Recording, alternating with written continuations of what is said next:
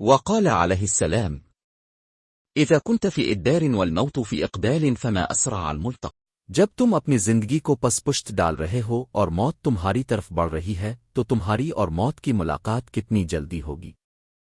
اس کلام مبارک میں امام نے اس بات کی طرف متوجہ فرمایا ہے کہ تم اپنی زندگی کے جو ایام گزار رہے ہو وہ تمہاری زندگی سے کم ہو رہے ہیں اور تم موت کی طرف بڑھ رہے ہو، اور دوسری طرف موت تمہاری طرف آ رہی ہے، تو بہت جلدی تم اور موت ایک دوسرے سے مل جاؤ گے۔ نہ صرف یہ ایام تمہیں موت کی جانب لے جا رہے ہیں بلکہ تمہاری ہر سانس تمہیں موت کی جانب بڑھا رہی ہے۔ چنانچہ نہج البلاغہ ہی میں امام علی علیہ السلام کا یہ قول مبارک موجود ہے کہ انسان کی ہر سانس اسے موت کی طرف ایک قدم آگے بڑھا رہی ہے۔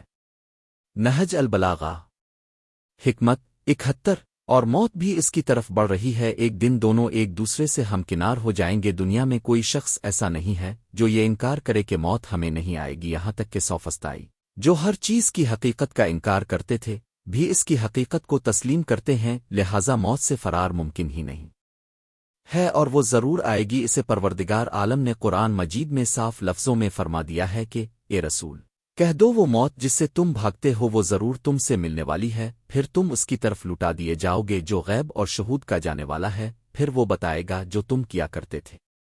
سورہ جماعت المختصر۔ انسان کو موت ضرور آئے گی، وہ زندگی کو پس پشت ڈال رہا ہے اور موت اس کی طرف بڑھ رہی ہے، اور یہ کبھی طبعی طور پر، کبھی زلزلہ، کبھی سیلاب، لہذا ہر وقت اس کے لیے آمادہ رہنا چاہیے اور زاد اخرت اعمال صالحہ کی صورت میں آمادہ کرنا چاہیے تاکہ برزخ و آخرت کی زندگی میں کوئی دشواری نہ ہو۔